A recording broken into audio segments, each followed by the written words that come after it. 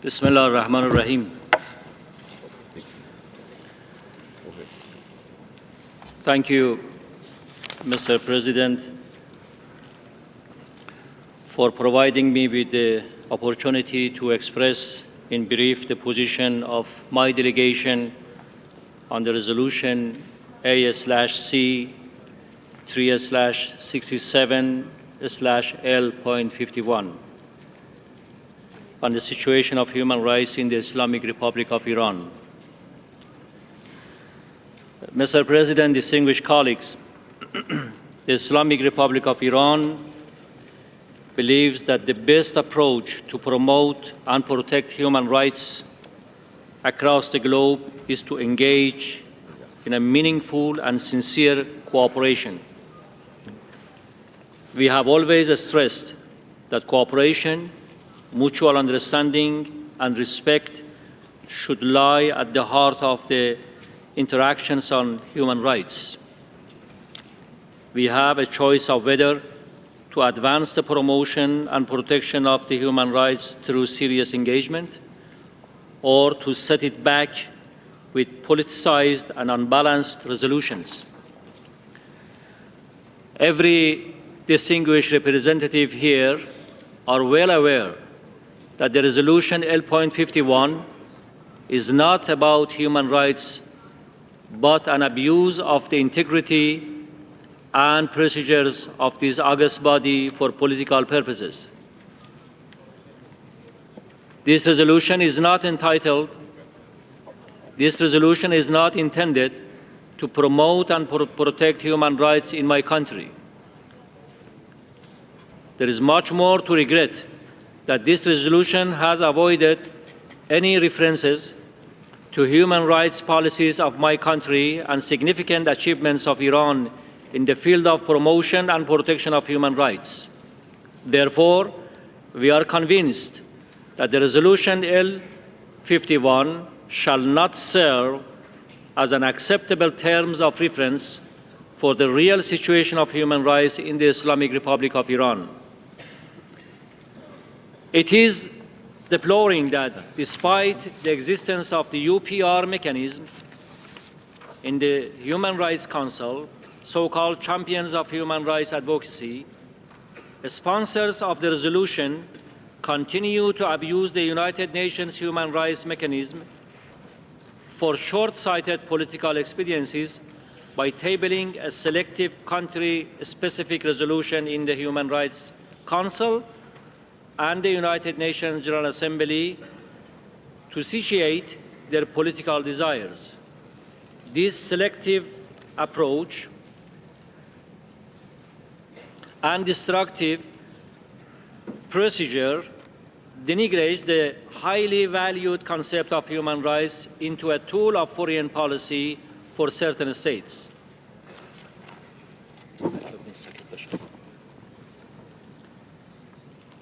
We wonder if any member of this universal body can claim perfection in human rights situation within its territory and should be beyond the international scrutiny. It is a great regret that the present system of human rights monitoring opens doors for a selective, arbitrary, partial, and unproductive treatment. As a result, it is no wonder that under such a system, Canada, with a very questionable human rights record, particularly on the rights of immigrants, African, Canadian, and indigenous peoples, and also known as a relentless supporter of the Israeli regime's crime against the Palestinians, assume itself to pursue the old, worn-out policy of introducing resolutions on human rights situation in my country. Bringing this resolution to the Assembly does not change the realities on the ongoing systematic violation of the fundamental principles of human rights in Canada as the sponsor of the present resolution. Not to mention of that it was just a few months ago when the High Commissioner for Human Rights included Canada in the list of the world's worst on human rights and criticized the Canadian government for the restricting freedom of assembly. Mr. President, the Islamic Republic of Iran is a dynamic and progressive society which has taken a genuine approach to safeguard human rights by ensuring its full compliance with the national and relevant international commitments, while upholding the promotion of principles enshrined in our Constitution. It is evident that this resolution does not reflect the realities on the ground. I have a simple message for distinguished colleagues and those who gathered here today. No unfair targeted resolution can stop my government from its commitment to the promotion and protection of human rights of all Iranian people. As for the sponsors, mainly Canada, US, and their European allies, we should remind all that the policy of defamation and distortion of facts directed against the Islamic Republic of Iran has thus far led to nowhere.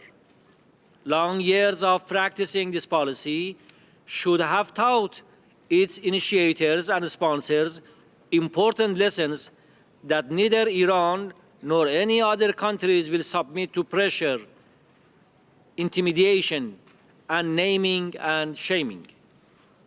In view of all these considerations, I hope the distinguished representatives of the United Nations member states to choose the right path by isolating and voting against the resolution L51. Mr. President, at the end, I would like to take this opportunity also to mention here that on the resolution L50 on the Democratic People's Republic of Korea, we decided to join consensus in respect for decision of the government of that country. However, this position must not be mistakenly construed as a stance taken contrary to my government's principal position on country-specific resolution. Thank you, Mr. President. Thank you. I now give the floor to the delegation of the Syrian Arab